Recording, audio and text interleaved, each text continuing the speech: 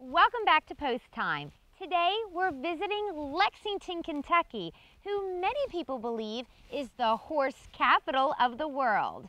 They have probably every breed imaginable in that town, but I want to see one breed in particular in action. Can you guess which breed that might be? It was just 10 years since Abraham Lincoln had fallen to an assassin's bullet. General Ulysses S. Grant was President of the United States. Custer had yet to meet his demise at Little Bighorn, and Reconstruction of the South was all but complete following the Civil War. The date was Tuesday, September 28, 1875, and it was the inaugural opening day of the Great Fall Trots at the Red Mile.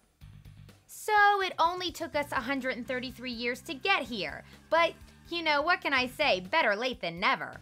Known for its red clay 1-mile track, the Red Mile is the second oldest harness track in the world. Harness racing's elite have come to this famous track that's been a stage for some of the greatest equine battles in history. And the weekend we were there was no different. First, check out the two ladies on the front of the grandstand, Delaware's own pacing queen, Rainbow Blue, and the trotting superstar, Moneymaker. Okay, now let's find our seats because it's Futurity Day, and it looks like half of Kentucky is here to get lucky. I'm talking about at the betting windows. You got to know somebody to get these seats, isn't that right, girls? That's right, that's right. Fans of all ages came out to see a true hero of the sport, a 3-year-old trotter named Deweycheatumnhowe. We're rooting for the champion, Deweycheatumnhowe. He is 19 out of 20 races, right? Do we have that? Somebody help me out here, okay. Okay, this is how it goes down in the Kentucky Futurity. One horse must win twice in one day. So let's take a look at the stretch of the first heat.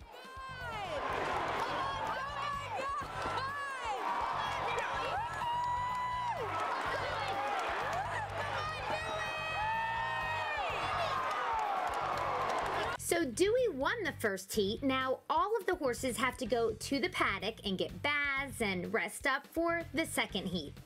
Dewey got a lot of cheers. Let me just tell you right off the bat that this is one happy, clapping crowd. But that's a good thing. Between the first and second heat of the Kentucky Futurity, another big name in the sport made an appearance, and that would be Some Beach Somewhere, who tied the record last week for the fastest race ever in 1:46 and 4, and we're hoping he'll break that record today. So there was a horse named Dewey and a horse named Some Beach Somewhere, both in on the same day. What's weird is we've got a beach named Dewey here in Delaware. Okay, I can't take credit for that, but I thought it was pretty slick. All right, this may be the next world record, fastest mile ever in harness racing, possibly. Well, we're pretty sure he's gonna win, but it's a race against the clock. Okay, so he didn't break the record for the fastest race of all time, but 1:47 and 4, yeah, not too shabby. And his legions of friends were happy to celebrate this amazingly wonderful horse in the winner's circle, who certainly deserves a big round of applause.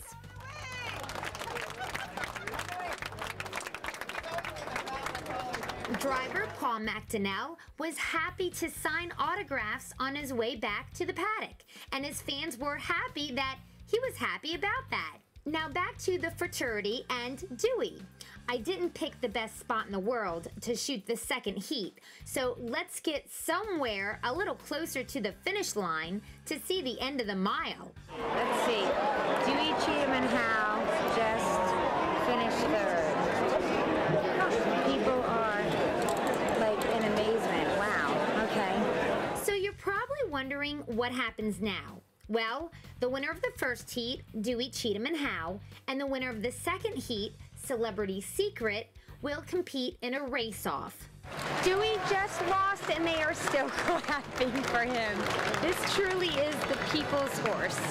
While I was hanging out waiting for the race-off, I ran into this guy.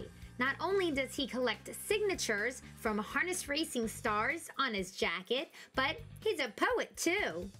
When elections roll around, it never seems to fail. You're bombarded by radio, TV, and mail with ads for this issue or that candidate, and frankly, it's something I'm beginning to hate.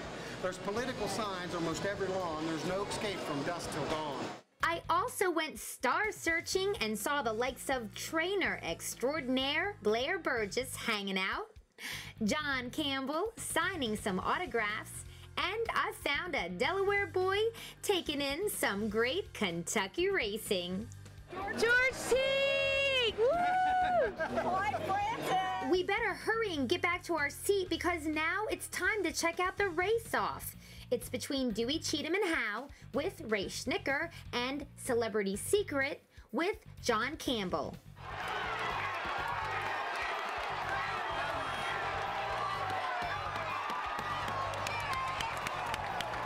Celebrity Secret was second, but raced great, and I told you, this is a crowd that likes to clap.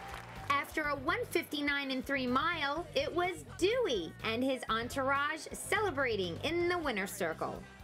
After a bazillion pictures, he jogged past his adoring fans to head back to the paddock for a cool drink and plenty of carrots. Fan reaction from this big race? Dewey and the beach, the best combination ever. All right, that's what I like to hear. Did you know there was a beach in Delaware named Dewey Beach? In Delaware? Yeah. There's Dewey. a beach in Delaware? Okay, so the guy needs a little geography lesson. At least he knows where some great racing takes place, right here at the famous Red Mile. Good night and drive home safely. Or, in our case, let's fly home safely from Lexington, Kentucky.